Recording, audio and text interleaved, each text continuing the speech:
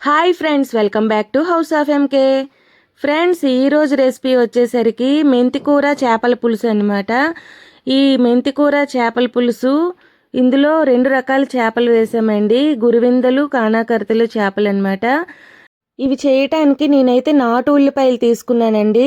చూపించాను కదా, పైన చూపించిన విధంగా ఆనియన్స్ నీట్గా కడిగేసి కట్ చేసుకొని పెట్టుకోవాలి. అలాగే మెంతి ఆకు కూడా నీట్గా క్లీన్ చేసుకొని కడిగేసి కట్ చేసుకొని పెట్టుకోవాలి. పచ్చిమిర్చి ముక్కలు, టమాటా ముక్కలు కూడా రెడీగా పెట్టుకున్నాను.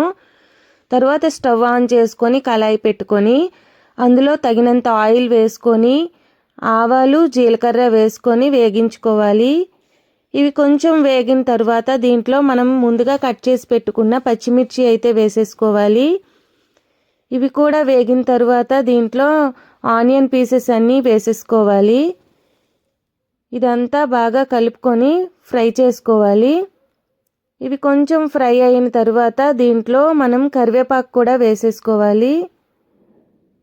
పులుసు చేసుకున్నప్పుడు కరివేపాకు వేసుకుంటే బాగుంటుంది. ఇదంతా కలుపుకొని ఫ్రై చేసుకోవాలి.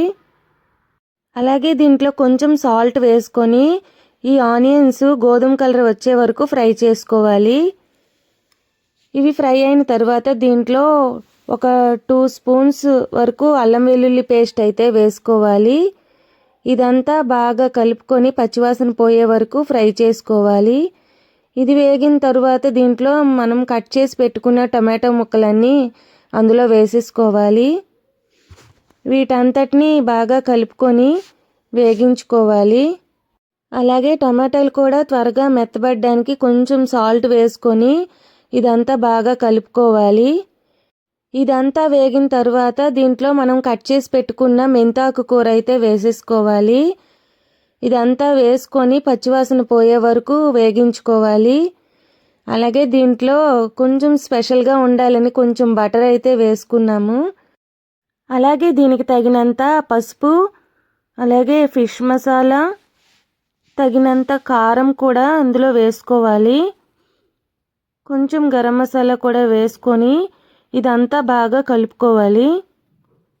ఈ మసాలా అంతా పచ్చివాసన పోయే వరకు వేగించుకోవాలి. మనం వేసుకున్న మసాలాలు మాడిపోకుండా ఉండడానికి దీంట్లో కొంచెం వాటర్ అయితే వేసుకోవాలి. ఇదంతా బాగా మిక్స్ చేసుకొని ఉడికించుకోవాలి. దీన్ని కాసేపు ఒక 2-3 నిమిషాల పాటు లో ఫ్లేమ్లో ఉడికించుకోవాలి.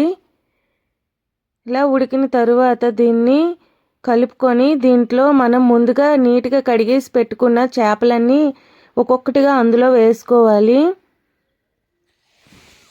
ఈ చేపలన్నీ అందులో వేసిన తర్వాత మనం రెండో వైపు కూడా తిప్పుకొని మసాలా అంతా పట్టేటట్లుగా కలుపుకోవాలి. అలాగే మనం పులుసు చేసుకోవడానికి చింతపండు అయితే నానబెట్టుకున్నాం కదా, ఆ చింతపండులోని వాటర్ వేసుకొని రసం తీసుకోవాలి. ఆ చింతపండు రసం అంతా మనం వడపోసుకొని ఈ చేపల్లో అయితే వేసేసుకోవాలండి. ఇలా వేసుకున్నదంతా మనం ఒకసారిగా కలుపుకొని టేస్ట్కి సరిపడా సాల్ట్ వేసుకొని అలాగే ఫైనల్గా కొంచెం కొత్తిమీర వేసుకొని ఉడికించుకోవాలి. దీనిపైన మూత పెట్టుకొని ఒక 10 నిమిషాల పాటు ఉడికించుకుంటే ఎంతో టేస్టీగా ఉండే చేపల పులుసు అయితే రెడీ అయిపోతుందండి. ఈ మెంతికూర చేపల పులుసు మీకు నచ్చినట్లయితే ప్లీజ్ లైక్ చేయండి, షేర్ చేయండి, కామెంట్ చేయండి. Thanks for watching. Bye bye.